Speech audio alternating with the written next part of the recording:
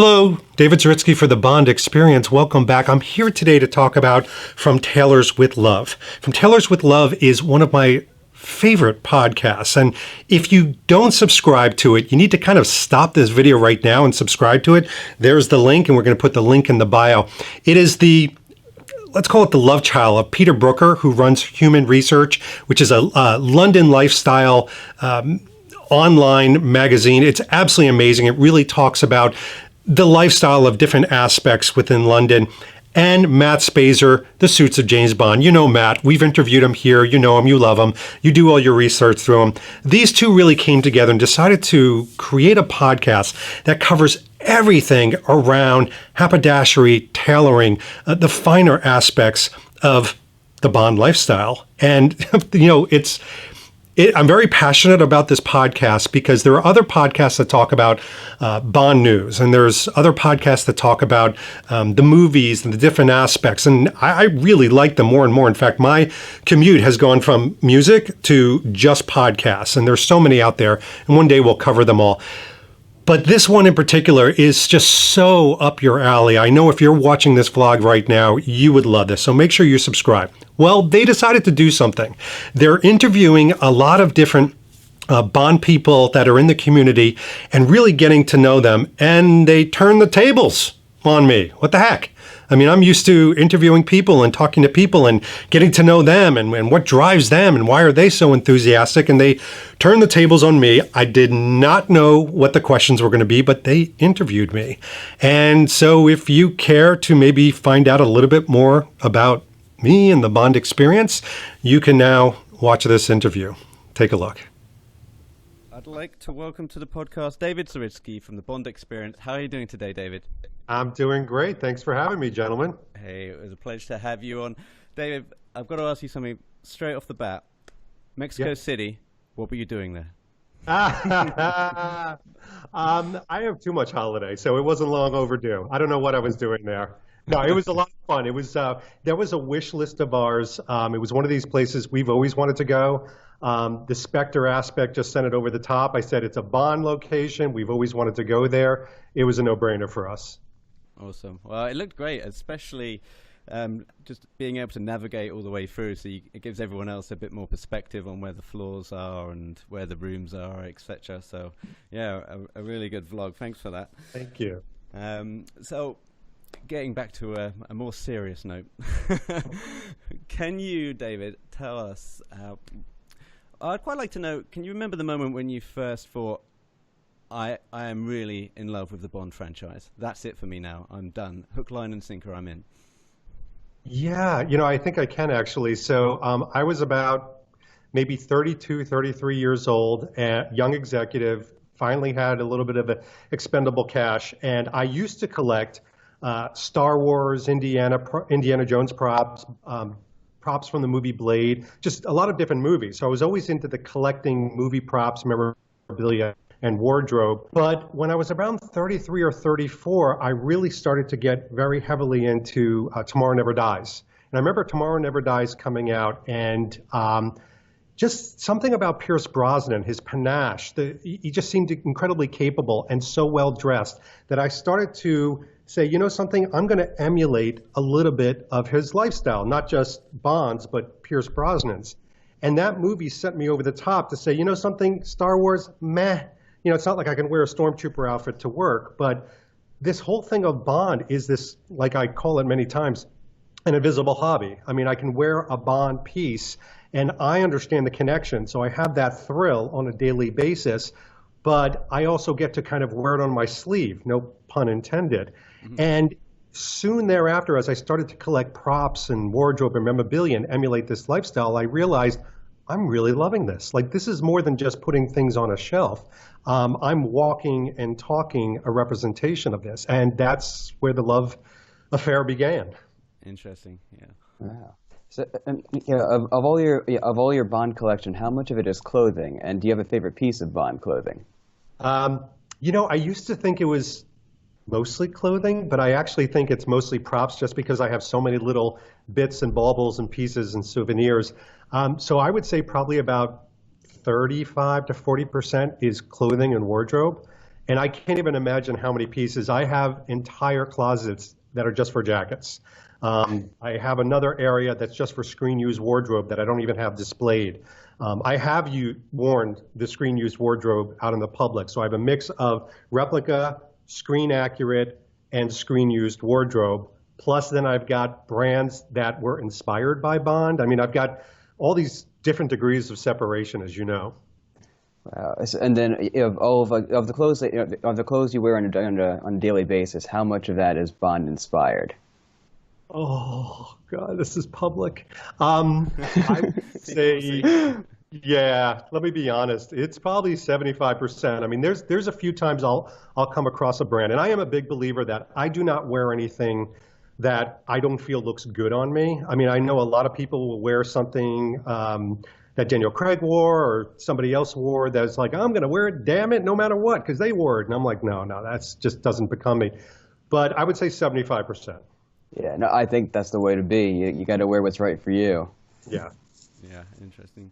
I mean, David, my girlfriend always says that she misses America. The big thing that she misses about America is walk-in wardrobes and just floor space in general.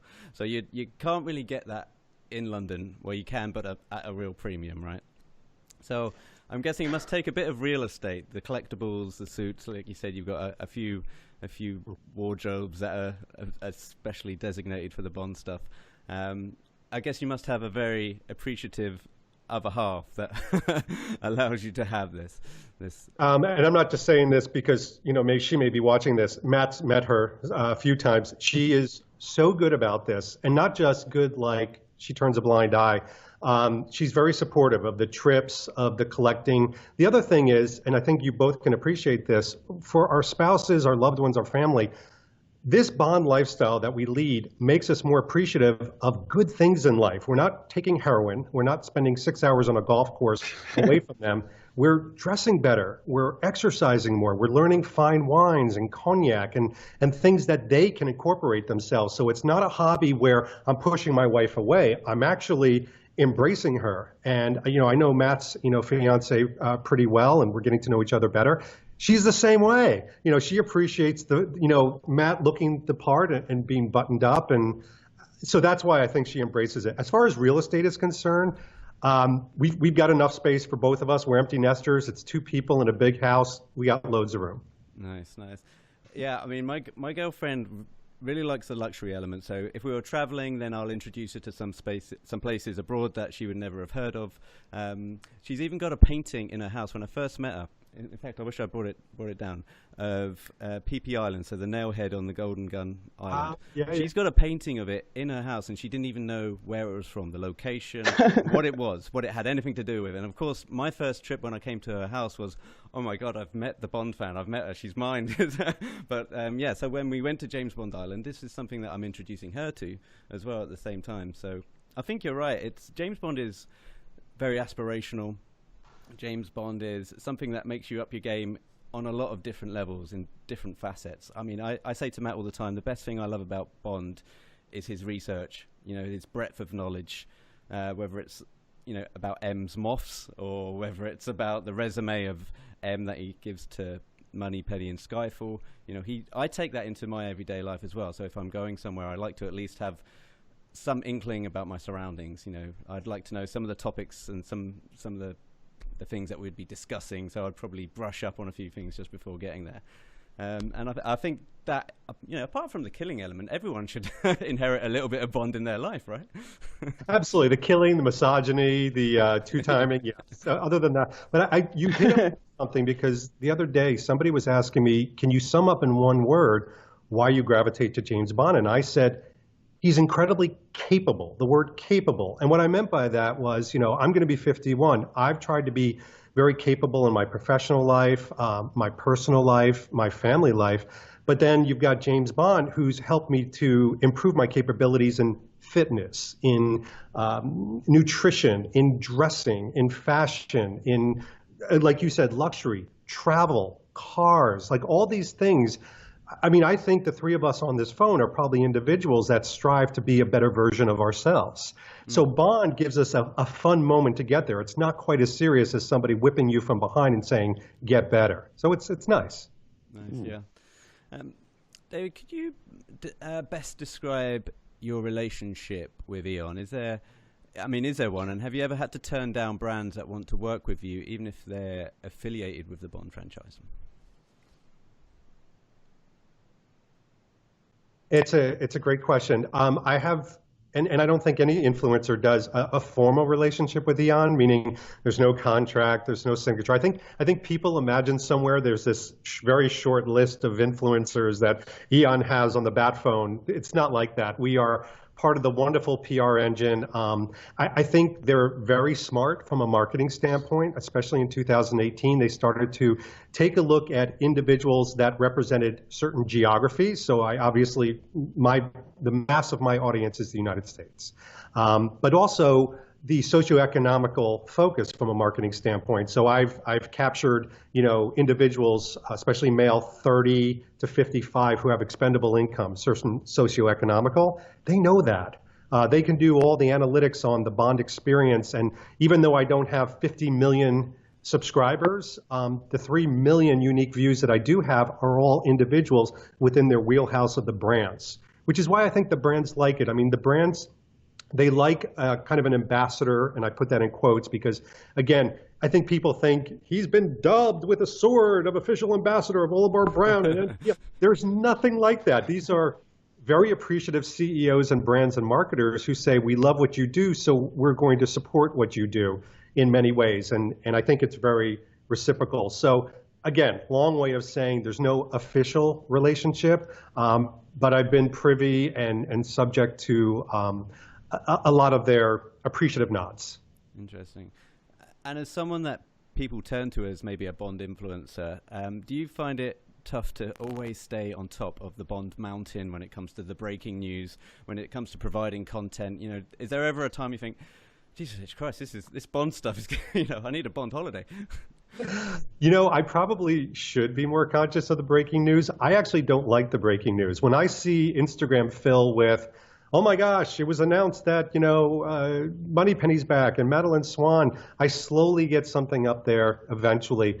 But that's not me. Like, I'm not the newscaster. I'm not going to be the one to speculate on Bond 25. I did it a few times and, it's just not who I am. I'm going to be the one that finds content that I'm actually interested in. It's very similar to what I think Matt does. As you know, Matt will gravitate to something he wants to talk and write about. The fact that he has an audience to it is a wonderful side effect, but it's not the main reason. So I don't try to stay up on top of the mountain. I'll fall off. Yeah, I mean, I feel the same way about my blog. I mean, that's not me, and lots of other people do that. Yeah. I know, and I think the people are coming to us for other things. I know people want to go to you for more of the lifestyle Bond stuff, and they have other sources for the news. Yeah, and by the way, I mean, mea culpa, they don't come to me for high accuracy details. If I wanted to purchase a Tom Ford suit or a piece of James Bond kit, I would run to Matt's website first. I wouldn't go anywhere else. I wouldn't even go to the brand's website. I would go to Matt's site first, do my research, maybe even call him or connect with him. And I wouldn't go to David Zaritsky. I'm kind of like Mickey Mouse to Disney. Like, I have a lot of fun with it, but I make so many mistakes. But I think people like the fallibility, of, hey, there's a guy out there that goofs. He mispronounces Daniel Craig. He's human like everybody else. But from an accuracy standpoint, I'm not the end all. Well, so as for Craig, I know he's really changed. His Bond has really changed what Bond clothing is and what Bond clothing means to a lot of people, and that what part of that has to do with our changing world. But how has Craig changed Bond clothes for you? It's changed it significantly. I mean, first of all, I've got the connection of being almost exactly his age. Relatively similar body type. That's the fantasy talking. But I think also his kind of relaxing clothes are a little bit more akin to people that might appreciate kind of a Steve McQueen type look, not the ultra kind of schlubby relaxing clothes, but somewhere in the middle when he does magazine shoots. So I think it's made it more real and attainable for people. I think personally for myself as well. And by the way, there's a wonderful moment I had with a very good friend of mine, unnamed, where his girlfriend was kind of getting on him about buying some of these clothes, especially the Craig ones. And the reality is that every generation have had their style icons. You know, you look at Steve McQueen, you look at Paul Newman, you look at all these individuals. We've all emulated and taken piece of it. It doesn't make it less about yourself. It means that you're taking inspiration from certain individuals. And I think Craig represents that. That's great.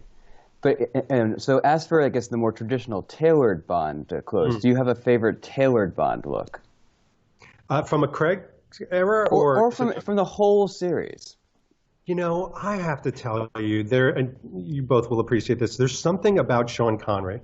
And again, whether it's his casual outfits, you know, rolling up his sleeves in Thunderbolt at Shrublands, or, you know, dressing to the nines in the three-piece suit in Kentucky, drinking mint juleps, he just looks the mustard, to use a vernacular, Pete. I just think he looks the part. He screams Bond. Craig, for some reason, every time I look at Daniel Craig, I see things that I own, but I also am analyzing him. Is it too tight? Is it too connected? Does he look natural? I remember watching Casino Royale, and when you see Daniel Craig speaking to Vesper in the car, and they're going to the hotel, and it looks like the shirt is wearing him instead of him wearing the shirt. And it looks like it's punching up his neck, and it's pushing up like this. And all I'm thinking to myself is, God, he looks uncomfortable. Yes. Sorry, gentlemen, I just lost the audio there for a sec. Hello? Hello. Hello. I can hear, yeah, We're all good. We're here. Sorry, it just got a bit scrunchy on the audio. We're all good. No David, worries. I'd like to just interrupt and say, what if you were to be in a Bond film? I think we're all here because it would be great to one day. I mean, I've got a friend of mine that just says it's his dream to be in a Bond film, no matter what. He wants to be killed by Bond. I said, well, I often turn around and say, well, what happens if Bond wants to make love to you? And he'll go, well, that's fine as well.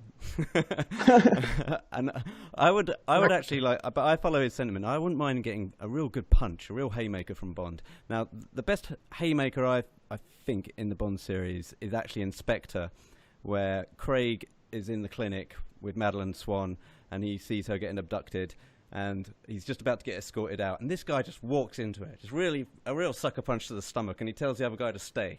Go stay. Yeah. But that guy, if you just see him just walk into that body punch, it's beautiful, it's crisp, and I would have just loved to have been that gentleman on the receiving end of that.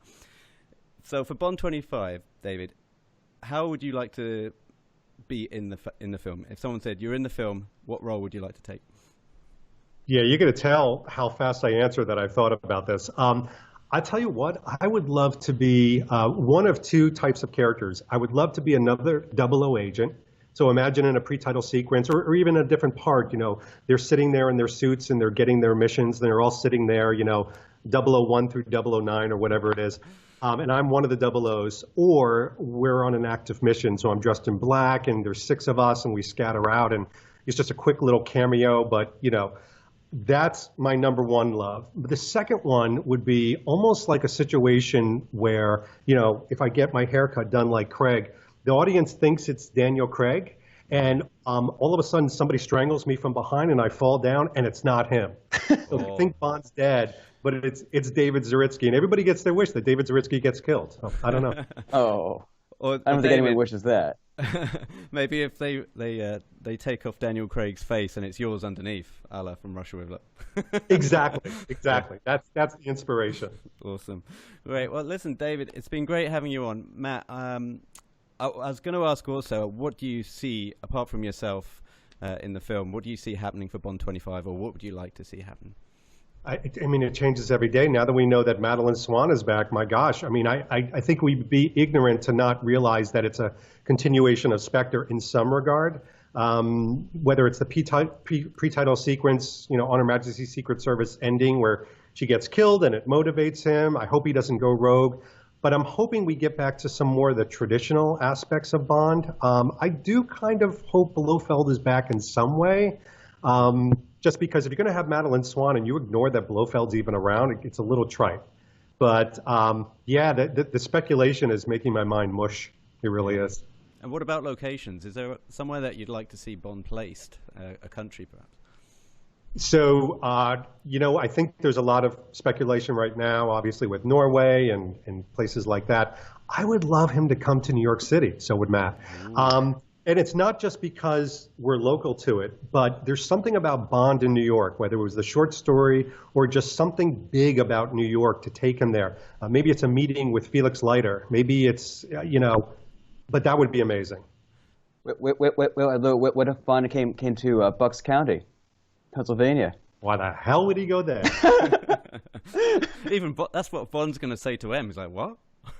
Well, Not that's Singapore, Bucks County, that's right. Listen, David, it's been fantastic having you on the podcast. The Bond Experience for the Uninitiated is where people go. Find him on YouTube. Keep up the good work. Keep up the Lord's work. And have a great Christmas. Thanks, everybody. Take care. Okay. Thanks David. Cheers. See you soon. Bye-bye. So what I loved about this interview is, first of all, it's like talking to two old friends. I mean, it's just like we were sitting around, having a drink and just chatting away. It was so easy. The other thing is they weren't the same tired questions. I mean, they were something unique and different. It was very catered and personalized. It was configured to who I was. So I could tell that they really took a lot of time to think about the questions and get a lot of introspective moments with me. So thanks, guys. And again, From Tailors With Love, go check out their podcast. It is so much fun. Go back and listen to the older ones, and then make sure you subscribe so you hear all the new ones coming. And of course, make sure you subscribe here too, because there's going to be more and more news coming in this wonderful year of 2019. So this has been David Zaritsky for the Bond Experience, and we will see you very soon. Take care. Thanks for watching this episode. If you want to be up on the latest from the Bond Experience, just click on this subscribe and subscribe to our channel. You're going to get all the latest and greatest information, plus some exclusive content. And by the way, speaking of content, here's something especially for you, just because we know you. Talk to you soon.